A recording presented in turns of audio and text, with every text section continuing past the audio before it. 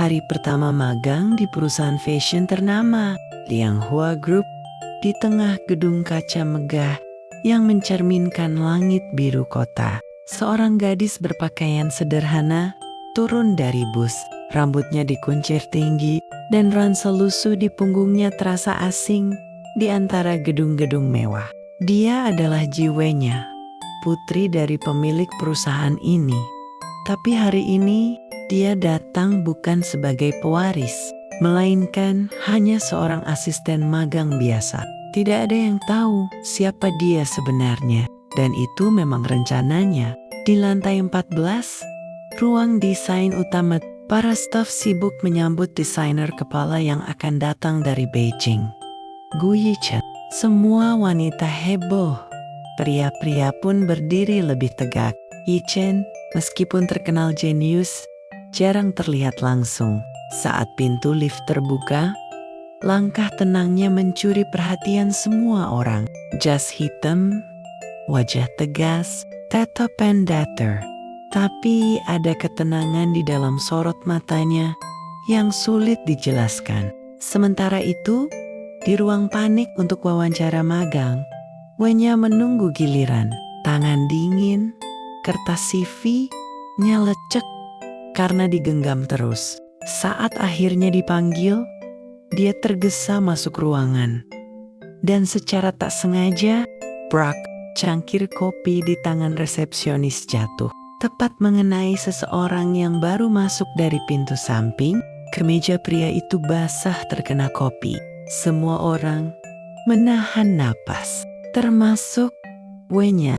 Pria itu mengangkat wajahnya perlahan.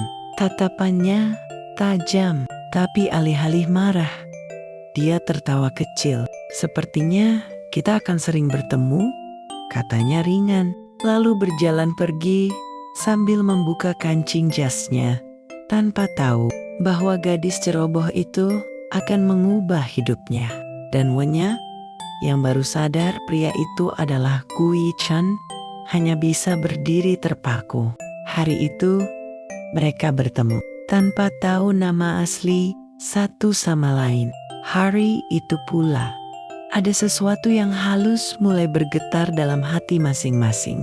Hari-hari mereka kini punya pola yang diam-diam terbentuk. Wenya mulai datang lebih pagi, bukan karena kewajiban, tapi karena ia ingin melihat Yichen duduk sendirian di ruang kaca, menatap matahari pagi yang menerobos dari balik tirai putih.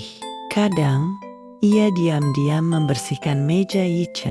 Kadang, ia hanya lewat dan pura-pura mencari kertas. Padahal hanya ingin tahu warna dasi yang dipakai pria itu. Hari ini, Yichen juga berubah.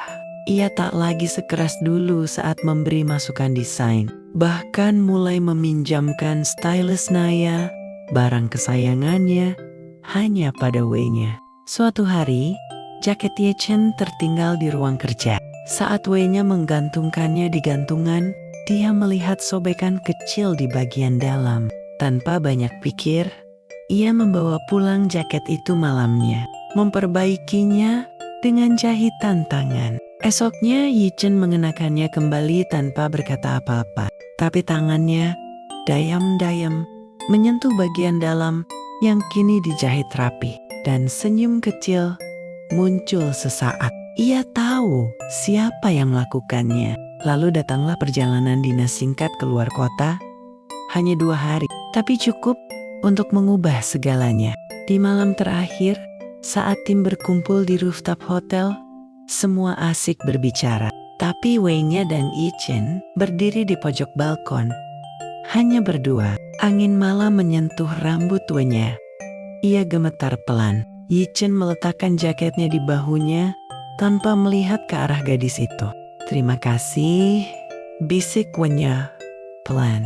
Yichen menatap langit gelap di atas mereka. Lalu ada yang ingin aku desain, tapi belum tahu bentuknya. Rasanya seperti sesuatu yang hangat, tapi tak bisa disentuh. Wenya tidak bertanya lebih lanjut, tapi di hatinya sesuatu mulai tumbuh seperti benih kecil di tanah rahasia. Dan Dalam-diam, Yi-chen mulai sadar. Bukan desain yang mengganggu pikirannya, tapi wajah seorang gadis yang tak pernah ia duga akan singgah sejauh ini. Hari-hari di kantor mulai terasa berbeda. Wen-nya, si asisten magang yang tak dianggap serius oleh banyak staf, malah justru sering diminta membantu bagian desain. Bukan karena kemampuannya yang hebat, tapi karena Gu Yi-chen tiba-tiba saja sering memintanya membantu. Awalnya, ia hanya disuruh mengangkat papan mood board, lalu mengantar bahan, lalu mengarsip sketsa. Tapi tanpa sadar, setiap perintah itu membuat mereka makin sering berdiri dalam jarak yang tak bisa diabaikan. Di suatu sore, saat ruangan lain sudah mulai kosong, Yi-chen sedang menggambar di ruang kaca. Lembaran sketsanya tak bergerak. Dia kehabisan ide. Wen-nya yang melihat dari luar membawa teh hangat diam-diam dan meletakkannya di meja sampingnya. Tak berkata apa-apa. Yi-chen hanya melirik, tidak tersenyum. Tapi esoknya, dia memintanya untuk duduk lebih dekat saat presentasi desain kepada tim. Suatu hari saat hujan, Wen-nya lupa bawa payung. Ia berdiri di lobi bawah, bingung, menatap derasnya hujan sore. Sebuah payung hitam tiba-tiba terbuka di atas kepalanya.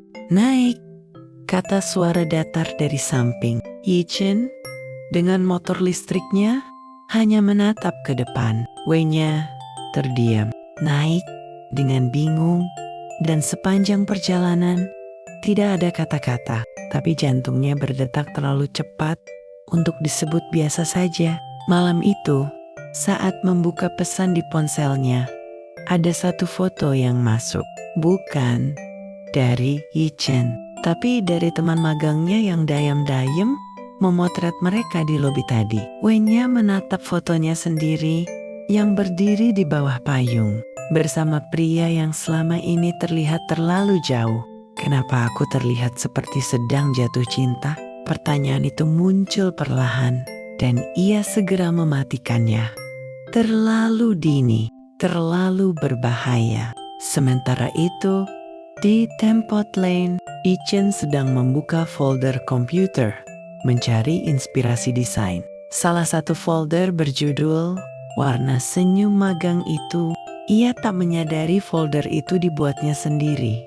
Tanpa sengaja, musim semi datang dengan angin yang lebih hangat, tapi suasana di kantor justru terasa lebih dingin dari biasanya. Sebuah pengumuman resmi muncul di papan utama kantor. Perusahaan akan mengadakan kolaborasi besar dengan saingan bisnis lama, Zhenhua Corp, perusahaan fashion yang dulu hampir membuat Lianghua bangkrut. Semua orang kaget, tapi bagi Wen-nya dan Yi-chen, pengumuman itu lebih dari sekadar bisnis. Itu adalah awal dari terbukanya kebenaran yang tak siap mereka hadapi. Wen-nya sedang di ruang arsip saat mendengar namanya disebut dalam rapat internal. Salah satu manajer menyebutnya sebagai putri Ji Chengwei yang menyamar jadi magang. Dunia seakan berhenti. Dia tak menyangka rahasianya terbongkar. Dari internal, dia keluar ruangan dengan wajah pucat, dan di koridor panjang itu, Yi-chen berdiri menunggunya. Tatapan pria itu tak biasa.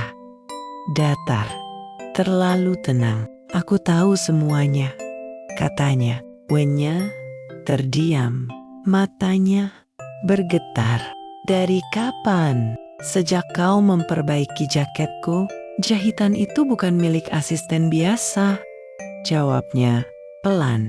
"Tapi aku membiarkan diriku percaya bahwa kau hanya Wen-nya." Wen-nya ingin menjelaskan, ingin berteriak bahwa ia tidak berniat menipu.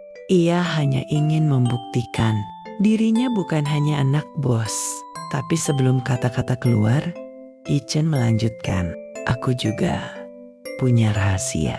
Dan di layar tablet yang ditunjukkannya, tertera logo lama Zhenhua Corp. Ternyata, Gu Yichen adalah anak dari pemilik Chenhua.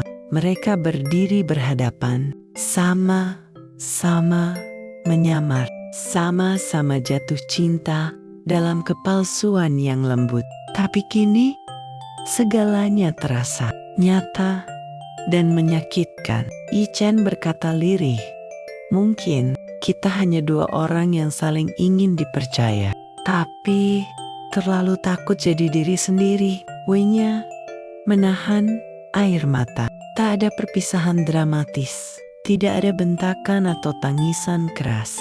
Hanya dua orang yang pernah saling memperbaiki hidup satu sama lain, kini memilih berbalik arah tanpa sepatah kata lagi. Dan untuk pertama kalinya sejak mereka bertemu, langit di luar kantor terlihat benar-benar mendung. Wei-nya memutuskan pergi tanpa kabar. Ia cuti mendadak dan menghilang dari kantor. Tidak ada jejak di media sosial, tidak ada pesan yang dikirim pada siapapun. Ia tinggal di sebuah desa tenang di pinggiran danau, tempat ibunya dulu biasa menenun kain. Tempat ini asing tapi menenangkan. Ia mulai membuat sketsa lagi, bukan untuk perusahaan, tapi untuk dirinya sendiri. Di balik buku gambar lusuhnya, siluet wajah Yichen masih sering muncul, samar tapi nyata. Setiap pagi, ia duduk di bawah pohon besar, mengamati anak-anak desa bermain, dan bertanya dalam hati, jika aku bukan jiwanya, jika dia bukan Gu Yichen, apakah kita tetap saling memilih? Di kota, Yichen tetap bekerja seperti biasa. Tapi semua orang tahu, pria itu tak sama lagi. Ia lebih pendiam, lebih rapi, tapi kehilangan cahaya di matanya. Di ruang desainnya, hanya ada satu sketsa yang menggantung paling besar. Seorang gadis dengan rambut diikat tinggi, duduk di bangku kayu, dikelilingi bunga liar. Sketsa itu tidak diberi judul. Suatu malam, Yichen melihat email dari adik sepupunya.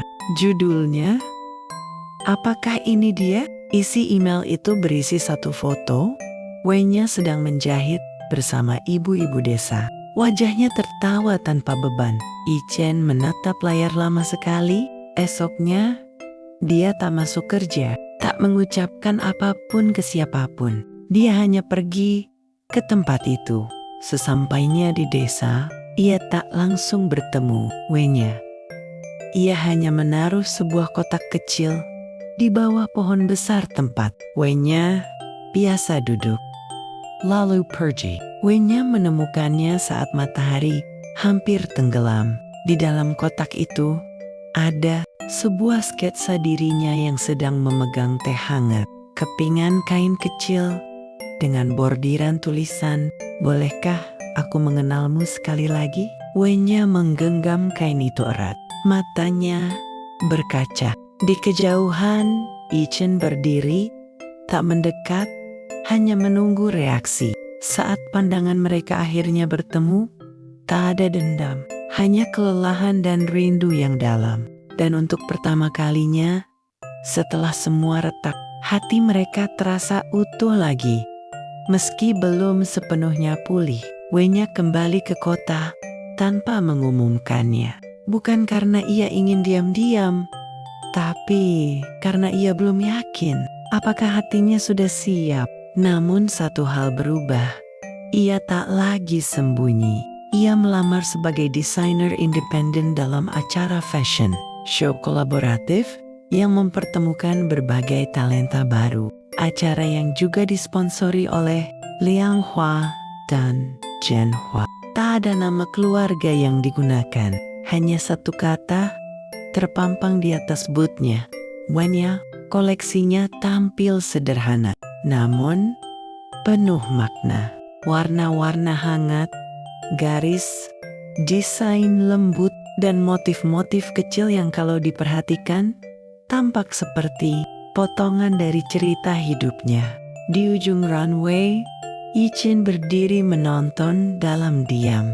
Tangannya menggenggam undangan yang sudah lecek. Ia tak diundang secara resmi, tapi ia datang. Saat pertunjukan selesai, lampu meredup. dan hanya satu spotlight yang menyala di tengah panggung. Wei-nya melangkah ke depan.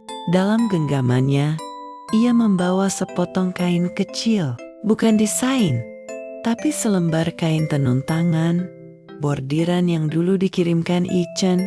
Ia angkat kain itu ke udara dan berkata dalam hati, "Aku kembali, bukan sebagai siapa-siapa, tapi sebagai aku yang mencintaimu tanpa pura-pura." Tiba-tiba lampu kedua menyala. Ichen naik ke atas panggung. Tanpa kata, tanpa naskah, dari sakunya, ia mengeluarkan sebuah cincin kecil, bukan berlian mahal, hanya lingkaran perak dengan ukiran halus di dalamnya. Tanpa nama palsu, ia tidak melamar, tapi menyodorkannya dengan tatapan jujur. Ini bukan janji untuk hidup selamanya. Ini janji bahwa kalau kau mau, aku ingin memulai semuanya dari awal dengan nama asli dan hati yang asli. Wei-nya menatap matanya, lalu tersenyum sambil berkata pelan, "Halo, aku jiwanya." Ichen menjawab sambil tertawa kecil. "Ju, senang berkenalan." Penonton tak tahu apa yang sedang terjadi, tapi seseorang bertepuk tangan, disusul orang lain, dan kemudian seluruh ruangan ikut bertepuk tangan. Bukan karena desain, tapi karena dua orang di atas panggung itu akhirnya saling memilih sebagai diri sendiri. Di luar gedung, hujan turun rintik-rintik, tapi mereka berjalan berdampingan tanpa payung, dengan tangan saling menggenggam. Dan begitulah cinta yang dibangun dari kepura-puraan, akhirnya bertahan karena kejujuran.